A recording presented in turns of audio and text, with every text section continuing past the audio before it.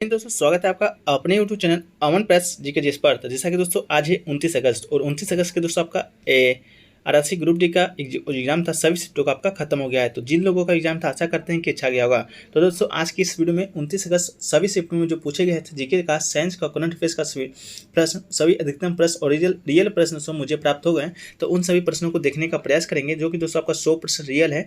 तो इस वीडियो का अगर आपको पीडीएफ लिंक चाहिए होगा तो आपको कुछ नहीं करना है, पीडीएफ लिख के इस व्हाट्सएप नंबर पर मैसेज कर देना है और चैनल को सब्सक्राइब कर नोटिफिकेशन बिल को भी ऑन कर लेना है। तो चलिए दोस्तों शुरू करते हैं आज का कैसा कैसा प्रश्न आपको देखने को मिला था। तो दोस्तों जो पहला प्रश्न देखने को मिल रहा है वो था दोस्तों स्विस बैडमिंटन कप 2022 किसने जीता है। तो स्विस बैडमिंटन कप 2022 से रिलेटेड प्रश्न देखने को आया था, तो उसका दोस्तों सही आंसर आपका हो जाएगा पीवी सिंधु। पीवी सिंधु ने 17 जुलाई 2022 को Singapore badminton open 2022 super 500 tournament का खिताब जीत लिया है। उन्होंने 58 मिनट तक चले वुमेन सिंगल के फाइनल मुकाबले चीनी की शटलर वांग झेंग को दोस्तों आपका हराया था। तो पीवी सिंधु आपका बिल्कुल राइट आंसर हो जाएगा। वहीं पर देखने को मिला दोस्तों कि पंचमढ़ी बायोस्फीयर रिजर्व किस राज्य में स्थित है। तो दोस्तों इससे रिलेटेड पर पिछले शिफ्ट में पूछा गया था कि पंचमढ़ी बायोस्फीयर रिजर्व में कौन सा जानवर आपका पाया जाता है। तो आज पूछा गया है कि पंचमढ़ी बायोस्फीयर रिजर्व किस राज्य में स्थित है। इसका जो राइट आंसर हो जाएगा दोस्तों आपका कि पंचमढ़ी जो बायोस्फीयर रिजर्व है वो मध्य भारत में मध्य प्रदेश राज्य के सतपुरा रेंज में उपयोग संरक्षण और बायोस्फीयर रिजर्व है। तो आपका पंचमढ़ी कहाँ है, तो मध्य प्रदेश आपका बिल्कुल राइट आंसर हो जाएगा सतपुरा रेंज में। अगला दोस्तों पूछा गया था कि कौन सी अंतःस्रावी ग्रंथि नहीं है। तो दोस्तों आपके पास 4 ऑप्शन दिया गया था, जिसमें दोस्तों आपका जो लाल ग्रंथि था दोस्तों आपका बिल्कुल राइट आंसर था। सही विकल्प 2 अर्थात लाल ग्रंथि आपका शायद ऑप्शन बी में था आपका लाल ग्रंथि, जो कि दोस्तों आपका बिल्कुल सही प्रश्न था, सही उत्तर था। अगला क्वेश्चन पूछा गया है दोस्तों कि आपका कि जब सल्फ्यूरिक अम्ल पर एसिड की क्रिया कराया जाता है तो कौन सा प्रोडक्ट हमें प्राप्त होता है।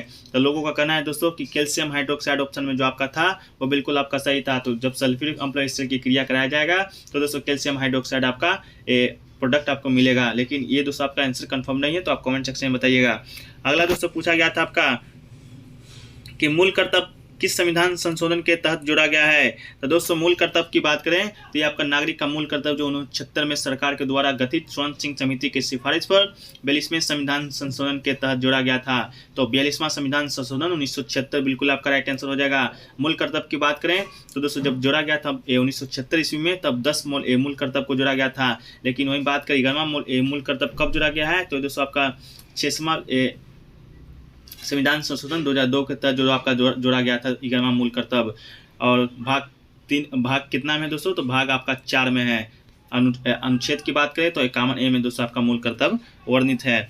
अगला दोस्तों पूछा गया था पॉलिटी से ही अगला प्रश्न की त्रिस्तरीय पंचायत में कौन कौन है। इस प्रश्न का ये प्रश्न दिया गया है, लेकिन दोस्तों आपसे पूछा गया था कि त्रिस्तरीय पंचायत में कौन नहीं है। आपके पास 4 ऑप्शन दिया गया था, जिसमें त्रिस्तरीय पंचायत का 3 आपका था, 1 नहीं था।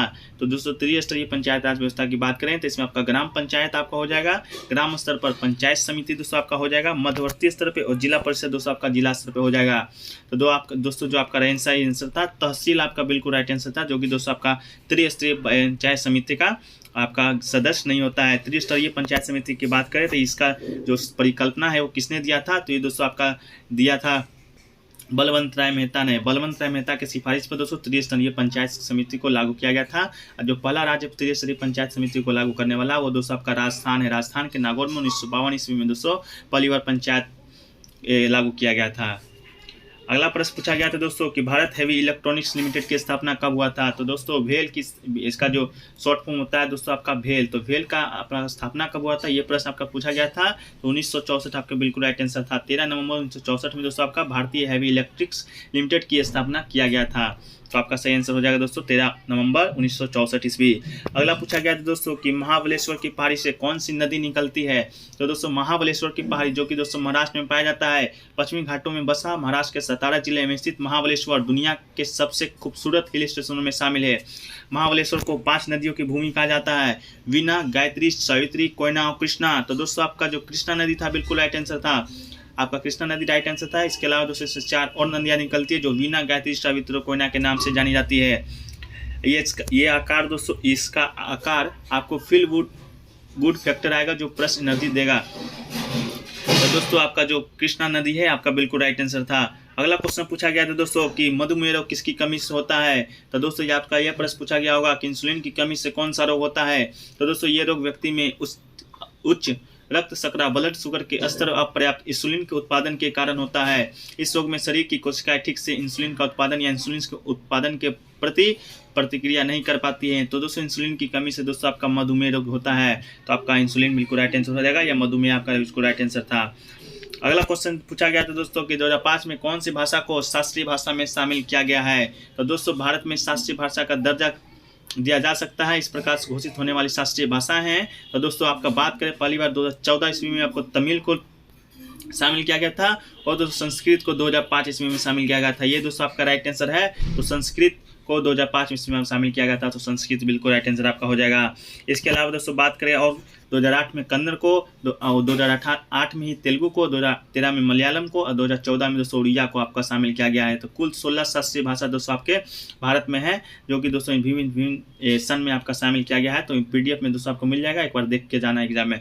अगला क्वेश्चन पूछा गया था दोस्तों कि गिर राष्ट्रीय उद्यान कहाँ स्थित है, गिर पर्वत, ये तो उसका जो राइट आंसर दोस्तों आपका था, तो गुजरात बिल्कुल राइट आंसर हो जाएगा। भारत के गुजरात के राज्य जूनागढ़ जिले स्थित पहाड़िया गिरनार नाम से जानी जाती है। ये जैन सिद्ध क्षेत्र है, यहाँ से नारायण श्री कृष्ण के सबसे बड़े भ्राता तीर्थंकर भगवान देव 108वां नेमिनाथ भगवान से मोक्ष की प्राप्ति किया था। तो दोस्तों आपका गिर राष्ट्रीय उद्यान शायद आया था, गिर पर्वत भी आकर आया हुआ, तो दोनों का आंसर आपका दोस्तों गुजरात हो जाएगा। अगला पूछा गया था दोस्तों कि 9 सितंबर 2016 को सोमवार है, तो 16 सितंबर 2016 को कौन सा दिन होगा। तो 16 सितंबर अगर 2016 पूछा होगा दोस्तों, तो आपका शुक्रवार का दिन बिल्कुल राइट आंसर हो जाएगा। अगला क्वेश्चन पूछा गया था दोस्तों कि महाराष्ट्र की कौन सी नदी निकलती है जो कि बंगाल की खाड़ी में गिरती है। यही दोस्तों क्वेश्चन आपका सेम है, महाबलेश्वर या महाराष्ट्र दोनों एक ही प्रश्न आपका आया था। तो बड़े आकार विस्तार के कारण इसे दक्षिण गंगा के नाम से भी जाना जाता है, और महाराष्ट्र के पश्चिम घाट में महाबलेश्वर के निकट एक स्रोत से निकलकर कृष्णा लगभग 1400 किलोमीटर बहकर बंगाल की खाड़ी में गिरती है। तो कृष्णा आपका बिल्कुल राइट आंसर था। तुंगभद्रा, कोयना घाट, प्रभा, मुसी तथा भीमा इसकी कुछ सहायक नदी है। तो कृष्णा दोस्तों आपका बिल्कुल राइट आंसर था। अगला क्वेश्चन पूछा गया दोस्तों कि नीति आयोग का अध्यक्ष शायद आपका प्रश्न पूछा गया था, तो इसके अध्यक्ष उपाध्यक्ष दोनों को देख लेते हैं। तो दोस्तों नीति आयोग के अध्यक्ष की बात करें तो प्रधानमंत्री भारत में नीति आयोग के पदेन अध्यक्ष होते हैं। नीति आयोग एक कार्यकारी निकाय है जिसके सरकार के द्वारा 2015 में कार्यकारी प्रस्ताव के माध्यम से स्थापित किया गया था। 2015 से पहले दोस्तों इसे योजना आयोग के नाम से जाना जाता था, इसे 2015 से नीति आयोग के नाम से जाना जाता है, जिसका अध्यक्ष होता है नरेंद्र मोदी, जो कि भारत के वर्तमान प्रधानमंत्री है, वही होते हैं। अगला दोस्तों शायद आपका उपाध्यक्ष पूछा गया होगा, तो उपाध्यक्ष को भी देख लेते हैं। प्रसिद्ध अर्थशास्त्री सुमन बेरी ने रविवार को नीति आयोग को उपाध्यक्ष का पदभार संभाला है, तो सुमन बेरी दोस्तों आपका उपाध्यक्ष हो जाएगा। इसके अलावा दोस्तों पहला नीति आयोग के अध्यक्ष, योजना आयोग के प्रथम अध्यक्ष पूछे तो आपका जवाहरलाल नेहरू, उपाध्यक्ष दोस्तों आपका गुलजारी लाल नंदा बिल्कुल राइट आंसर हो जाएगा। अगला पूछा गया तो दोस्तों उड़ीसा में कौन सा त्यौहार मनाया जाता है, तो शायद आपका रज पर्व बिल्कुल राइट आंसर था, जो कि दोस्तों उड़ीसा में मनाया जाता है। इसके अलावा दोस्तों उड़ीसा में एक और महत्वपूर्ण त्यौहार मनाया जाता है, जो कि दोस्तों छाऊ महोत्सव के नाम से भी जाना जाता है। ये त्यौहार 3 दिन तक मनाया जाता है। उड़ीसा में भूया जनजाति के द्वारा मनाया जाता है। इस त्यौहार के दौरान उड़ीसा में लोगों द्वारा छऊ नृत्य का प्रदर्शन किया जाता है। छाई नृत्य का एक पारंपरिक रूप है जिसे मार्शल आर्ट और नृत्य शामिल है। तो दोस्तों छऊ नृत्य आया था, ये आपका रज पर्व ऑप्शन में था, वो आप कमेंट सेक्शन में बताइएगा। अगला दोस्तों आया था कि न्यूलैंड की आवर्त सारणी में कहाँ तक फॉलोअप हुई थी, न्यूलैंड की आवर्त सारणी कहाँ तक फॉलोअप हो गई थी, इससे का शायद रिलेटेड आपका प्रश्न था, जिसका राइट आंसर दोस्तों आपका शायद कैल्शियम था। तो दोस्तों कैल्शियम आपका बिल्कुल राइट आंसर हो जाएगा। अगला दोस्तों कि ओलंपिक 2022 में किस गेम में भारत ने स्वर्ण पदक जीता था, शायद ये प्रश्न भी आपका आया होगा। तो इसका राइट आंसर दोस्तों नीरज चोपड़ा ने शनिवार को इतिहास रचते हुए देश को पहला गोल्ड मेडल जिताया। तो किस गेम में जिताया दोस्तों, तो आपका भाला फेंक प्रतियोगिता में नीरज चोपड़ा ने स्वर्ण पदक भारत को दिलाया था। इससे पहले दोस्तों पहलवान बजरंग पुनिया ने भी कुश्ती में ब्रोंज मेडल जीतकर देश के पदकों की संख्या बढ़ाई थी। अगला दोस्तों पूछा गया था कि अभियांत्रिकी या विज्ञान के क्षेत्र में पद्मश्री किसको मिला था 2022 ईस्वी में, तो इसका जो मिलता जुलता आंसर प्राप्त हुआ है दोस्तों हरियाणा का मोतीलाल मदन जी को मिला था। अगर ये ऑप्शन में नहीं था वो आप कमेंट सेक्शन में बताइएगा।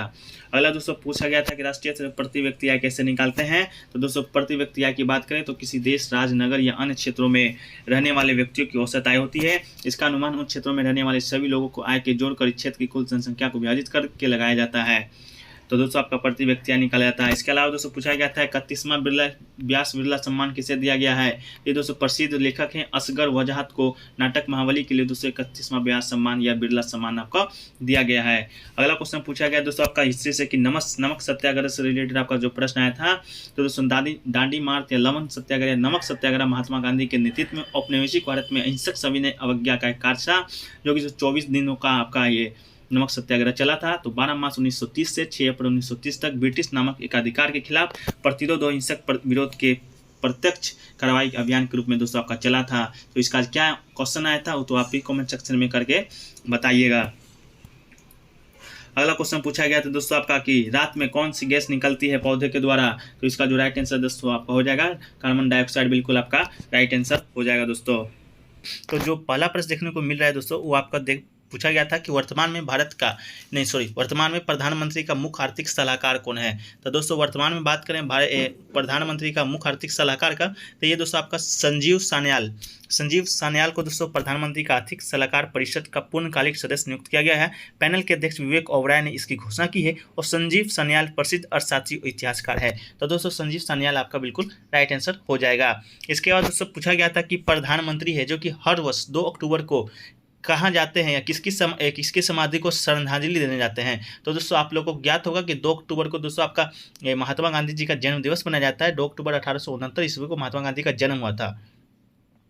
तो दोस्तों इसी दिन जो प्रधानमंत्री है भारत का वो दोस्तों आपका राजघाट जो कि महात्मा गांधी का समाधि स्थल है वहीं पर दोस्तों जाते हैं और आप श्रद्धांजलि अर्पित करते हैं। यहाँ न्यूज़ भी देख सकते हैं कि आज 2 अक्टूबर को यानी गांधी जयंती है। तो गांधी जयंती 2 अक्टूबर को मनाया जाता है। पूरा देश बापू को याद कर रहा है। पीएम मोदी सुबह इस राजघाट पहुंचे और महात्मा गांधी को श्रद्धांजलि दी है। तो दोस्तों राजघाट आपका जाते हैं, ऑप्शन में आपका राजघाट ही अगला क्वेश्चन पूछा गया था दोस्तों आपका कि C3H6 किसका रासायनिक सूत्र है। तो दोस्तों बात करें C3H6 का तो ये दोस्तों आपका प्रोपीन एक असंतृप्त कार्बनिक यौगिक है जिसका रासायनिक सूत्र होता है आपका C3H6। तो प्रोपीन आपका बिल्कुल दोस्तों राइट आंसर हो जाएगा। अगला क्वेश्चन पूछा गया था दोस्तों कि राज्यसभा में राष्ट्रपति के द्वारा कितने लोगों को मनोनीत किया जाता है। तो दोस्तों बात करें राज्यसभा का तो राष्ट्रपति के द्वारा कितने लोगों से मनोनीत किया जाता है। तो दोस्तों आपका 12 सदस्य को भारत के राष्ट्रपति के द्वारा मनोनीत किया जाता है। तो 12 बिल्कुल राइट आंसर होगा। अब बात करें कुल सदस्य कितना होता है राज्यसभा में तो दोस्तों आपका 245 कुल सदस्य आपका राज्यसभा में आपका होते हैं। और दोस्तों बात करें लोकसभा की तो लोकसभा में दोस्तों आपका 545 कुल सदस्य आपका होते हैं। इसके बाद दोस्तों पूछा गया था अल्केन का रासायनिक सूत्र भी शायद आपको पूछा गया था। तो दोस्तों अल्केन, अल्किन और अल्काइन सभी के रासायनिक सूत्र को देख लेते हैं जो कि दोस्तों आने वाले एग्जाम के लिए बहुत इंपॉर्टेंट होने वाला है। तो अल्केन के रासायनिक सामान्य सूत्र की बात करें तो दोस्तों आपका CnH2n+2 आपका अल्केन का होता है। अल्किन की बात करें तो CnH2n आपका अल्किन का होता है। और अल्काइन के सामान्य सूत्र की बात करें तो CnH2n-2 दोस्तों आपका अल्काइन का होता है। तो अल्काइन, अल्केन, अल्किन का ज़्यादा याद करने का कोई झंझट नहीं है। आप इसे सूत्र से भी याद रख सकते हैं। +2 होगा तो अल्केन होगा और अल्काइन -2 होगा तो अल्काइन होगा, कुछ नहीं होगा तो दोस्तों आपका एल्किन होगा। अगला क्वेश्चन पूछा गया था दोस्तों किन में से कौन सा पर्णपाती वन है। तो दोस्तों बात करें पर्णपाती वन का तो 770 से 100 सेंटीमीटर वर्षण वाले क्षेत्रों में शुष्क पर्णपाती वन पाया जाता है। तो आपका शुष्क पर्णपाती था या पर्णपाती था वो आप ही बताइएगा। लेकिन दोस्तों इस प्रकार के वन जो होते हैं पठार के वर्षा वाले क्षेत्रों बिहार तथा उत्तर प्रदेश के मैदानों में पाए जाते हैं। पर्णपाती वन के महत्वपूर्ण पेड़ की बात करें सागौन, बैस, साल, शीशम, चंदन, खेर, कुसुम, अर्जुन, शहतूत दोस्तों आदि आपका महत्वपूर्ण पेड़ है पर्णपाती वन का। और शायद आपका उष्णकटिबंधीय था तो आपका देख लीजिएगा क्या ऑप्शन में आया था, लेकिन इस तरह का प्रश्न आपको देखने को मिला था। इसके बाद दोस्तों पूछा गया था कृषि कानून किस अमेंडमेंट के द्वारा वापस लिया गया था। तो दोस्तों अमेंडमेंट का ऑप्शन मुझे प्राप्त नहीं हो पाया, लेकिन किस दिन आपको वापस लिया गया था वो आपको बता देते हैं कि वो अमेंडमेंट आप ऑप्शन में बताइएगा। कृषि कानून की बात करें दोस्तों तो 29 नवंबर 2021 को कृषि कानून वापसी बिल संसद के शीतकालीन सत्र के पहले दिन लोकसभा राज्यसभा में पास हो गया था। और दोस्तों पहले लोकसभा में पेश किया गया था फिर राज्यसभा में इसके बाद राष्ट्रपति का साइन हुआ था। उसी के दौरान दोस्तों आपका कृषि कानून था वो दोस्तों आपका अमेंडमेंट वापस हो गया था। अगला क्वेश्चन पूछा गया था दोस्तों कि महिलाओं के मासिक धर्म का प्राचीन नाम पूछा गया था।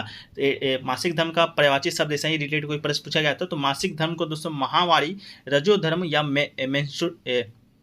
मेंस्ट्रुअल साइकिल या MC या पीरियड के नाम से भी जाना जाता है। तो कमेंट से आपका ऑप्शन में क्या आया था वो आप ही बताइएगा। अगला क्वेश्चन पूछा गया दोस्तों कि पंचायती राज का मुख्यालय कहाँ स्थित है। तो दोस्तों बात करें पंचायती राज का तो राष्ट्रीय ग्रामीण विकास और पंचायती राज संस्थान का जो मुख्यालय है वो आपका हैदराबाद में स्थित है। राष्ट्रीय ग्रामीण विकास और पंचायती राज संस्थान NIRD और PR केंद्रीय ग्रामीण विकास मंत्रालय के तहत का स्वायत्त संगठन है। यह ग्रामीण विकास और पंचायती राज के क्षेत्रों में उत्कृष्टता का प्रमुख राष्ट्रीय केंद्र है। तो आपका हैदराबाद बिल्कुल राइट आंसर हो जाएगा। अगला क्वेश्चन दोस्तों आपसे पूछा गया था आर्टिकल 124A से संबंधित आपका प्रश्न पूछा गया था। तो आर्टिकल 124A की बात करें दोस्तों तो भारत एक उच्चतम न्यायालय होगा जो भारत के मुख्य न्यायमूर्ति और जब तक संसद विधि के द्वारा अधिक संख्या विहित नहीं करती है तब तक 7 से अधिक अन्य न्यायाधीशों से मिलकर बनेगा। और 124A पूछा गया था। 124B की बात करें तो किसी न्यायाधीश को खंड 4 में उपबंधित रीति से उसे पद से हटाया जा सकेगा। और ग की बात करें या सी की बात करें तो राष्ट्रपति की राय में प्रांगत विधि वेता होगा। तो दोस्तों आपका 124 ये आया था, जो कि दोस्तों आपका भारत का सर्वोच्च न्यायालय से शायद आपके संबंधित था, तो आपका वो आंसर हो जाएगा। अगला क्वेश्चन पूछा गया था दोस्तों कि विद्युत का श्रम प्रतिरोधक किसमें ज्यादा होता है। आपका इस बार 4 ऑप्शन दिया गया था, चांदी, तांबा, लोहा, नाइक्रोम, जहाँ उसका जो राइट आंसर था दोस्तों का नाइक्रोम बिल्कुल राइट आंसर था। तो विद्युत का श्रम प्रतिरोधक है वो सबसे ज्यादा नाइक्रोम में आपका पाया जाता है। अगला क्वेश्चन पूछा गया दोस्तों कि 8 जून 2016 को बुधवार था, तो 8 जनवरी 2015 को कौन सा दिन होगा। पिछला ईयर का आपका दिन पूछ लिया गया था, तो आपका उसका जो राइट आंसर हो जाएगा दोस्तों आपका गुरुवार बिल्कुल राइट आंसर आपका हो जाएगा।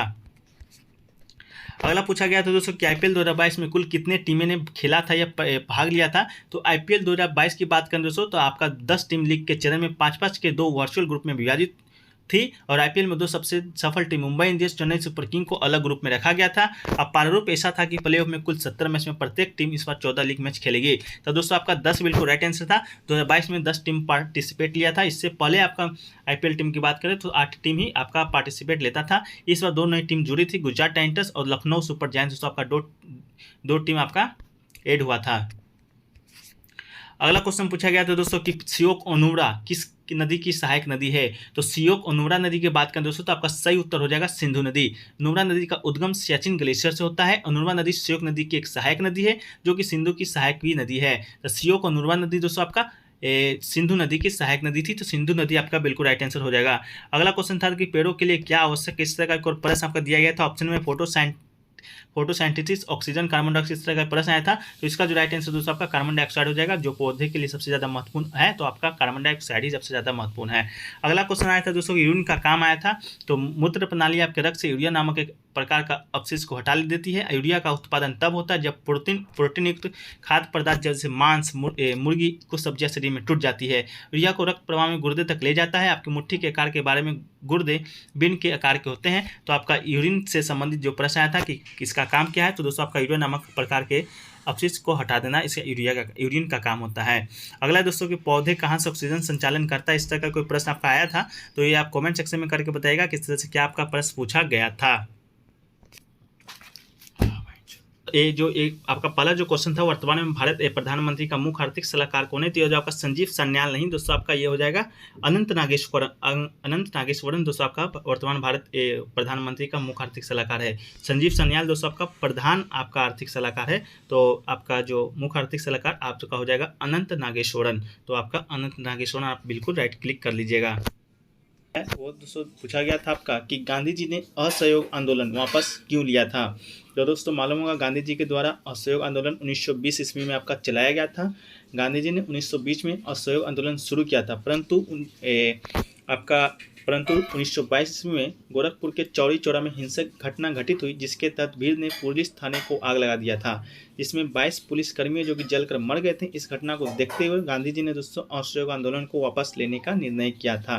तो दोस्तों चौरा चौरी का घटना हो गया था आपका 4 फरवरी 1922 ईस्वी को। इस कारण दोस्तों गांधी जी ने असहयोग आंदोलन को वापस ले लिया था।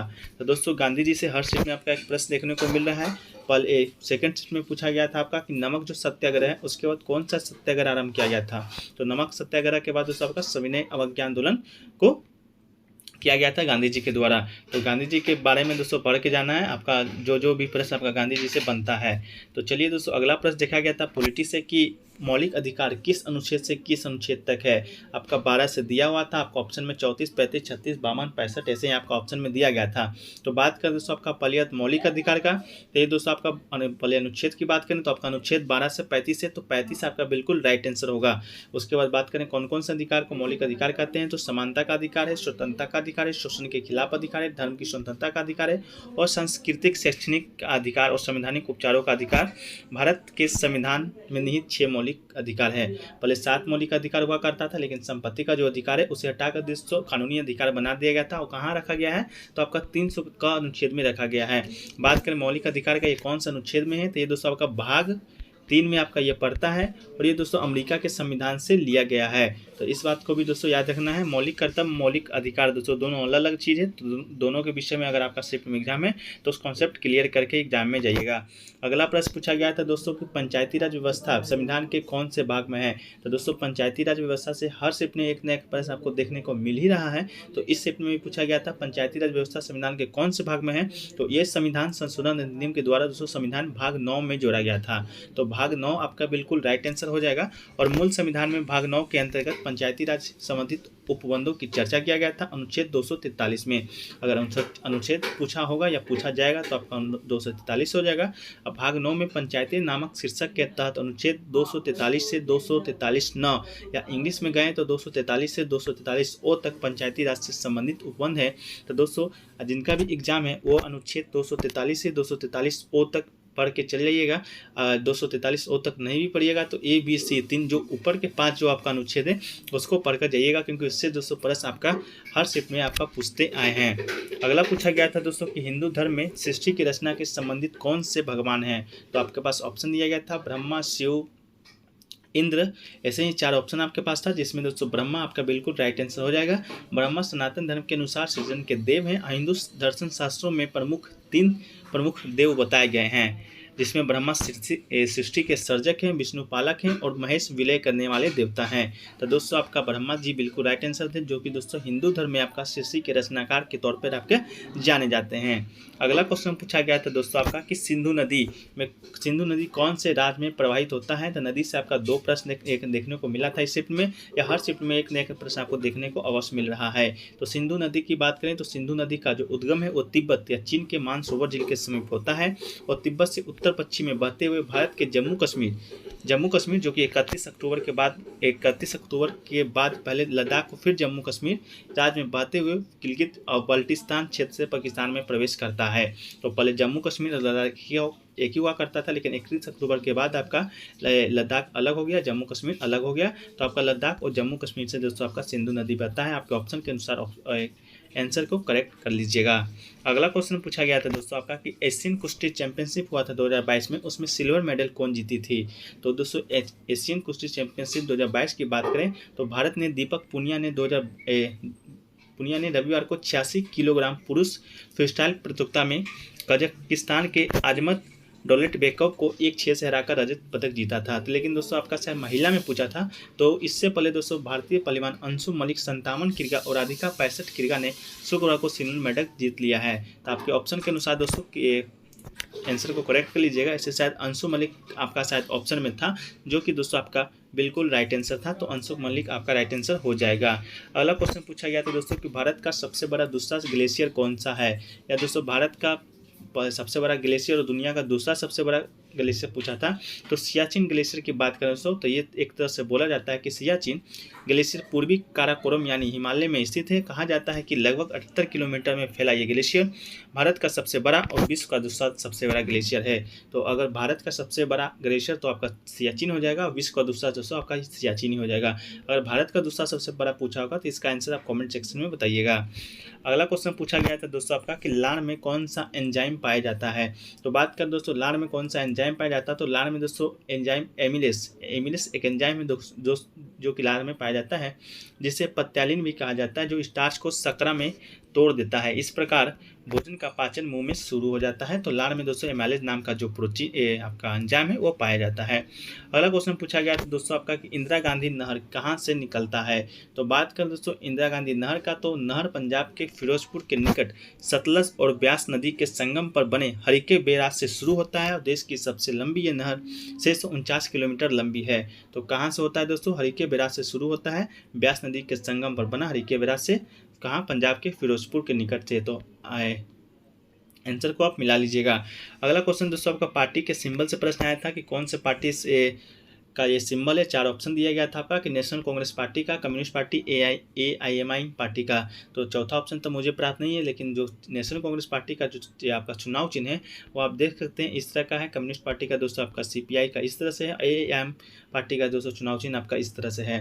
तो आपका कौन सा था आप ऑप्शन के अनुसार आप मिला लीजिएगा। सभी का चुनाव का पार्टी का चिन्ह दोस्तों मैंने बता दिया है। वीडियो यहीं पर समाप्त करते हैं। इतना ही प्रश्न मुझे अभी तक प्राप्त हुए हैं। अगर और भी प्रश्न प्राप्त होंगे तो जो टेलीग्राम चैनल पर आपको अपडेट कर दिया जाएगा। तो टेलीग्राम चैनल से जुड़ जाइएगा। लिंक डिस्क्रिप्शन में उसमें दिया गया है। और चैनल पर दोस्तों नए हैं तो चैनल को सब्सक्राइब कर दीजिएगा, नोटिफिकेशन बेल को भी ऑन कर लीजिएगा। तो मिलते हैं दोस्तों नेक्स्ट वीडियो में, जब तक के लिए जय हिंद जय भारत।